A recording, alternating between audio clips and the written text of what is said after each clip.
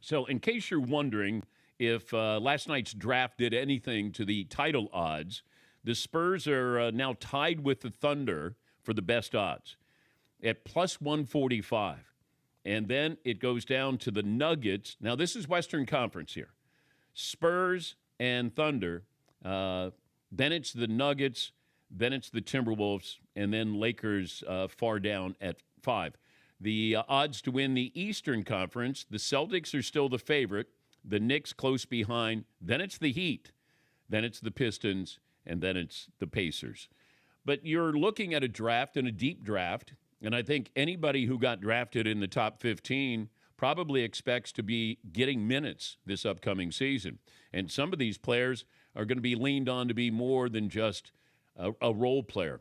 Like Boozer's going in, and Boozer's already got a chip on his shoulder. I don't know if I've ever remembered a time when the player of the year in college basketball was getting less attention than Boozer did last night or leading up to the draft. There wasn't a lot of publicity, and I think it centered around, well, he might be kind of like his father. Well, his father had a good career. Like if you say he's going to play 12 years in the NBA and be a respectable player in the NBA, I'm signing up for that.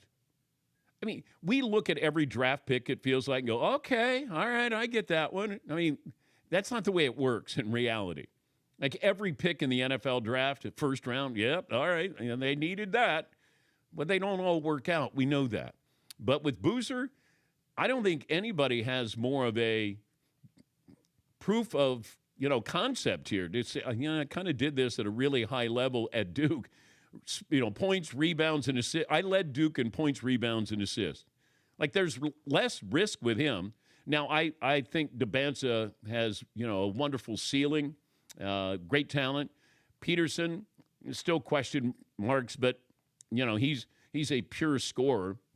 But you start to look, I love Wilson out of North Carolina. I mean, there were Acuff. There's a lot of these kids, and you go, boy, if they play like they did in college, well, that's not the way it works. It's rare when you go, man, it's seamless from, his freshman year to first year in the NBA.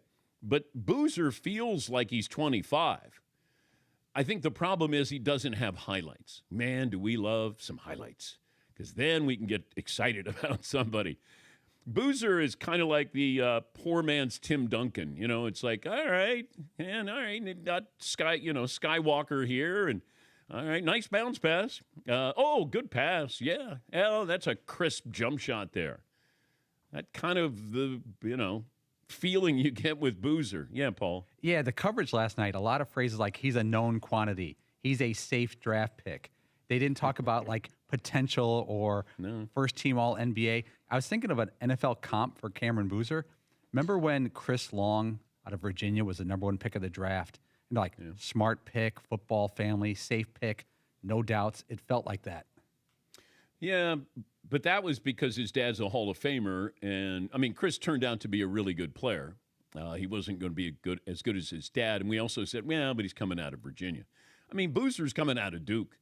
And I was just surprised. Nobody was really fawning all over him.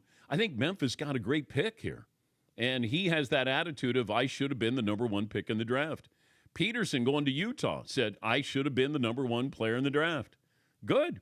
You guys will have ample opportunity to prove just how good you are, because that's why you ended up with the teams you ended up with. Yes, Dylan? Yeah, I feel like we're so obsessed with potential and prospects over like taking a guy who has a higher floor and maybe a lower ceiling. But like he's probably the most, proven player in the draft. There's just not that potential for highlights and stuff like that. Well, we're in a highlight culture. Like we should be able to sum up somebody in 60 seconds instead of the totality of an entire season. Now, in the tournament, there were times when I didn't think that Boozer was great, but I have to look at the entire season. You lead Duke in rebounds, assists, and points. That's rarefied air coming out of that program. But it's, it kind of goes back to, and if you're old enough to remember Gilligan's Island, it's Marianne and Ginger. Like there's a lot of prospects who are Ginger. She's hot, and man, I'm falling in love. Meanwhile, Marianne's going to be there, you get a lifetime guarantee with Marianne. She might not be as gorgeous as Ginger, but you know what? She doesn't have the drama, not high maintenance. She's just going to be there. And maybe this will probably be the only time that Boozer is ever compared to Marianne from Gilligan. Colin Coward is going to be proud of me that I made this comparison. So jealous of that comp.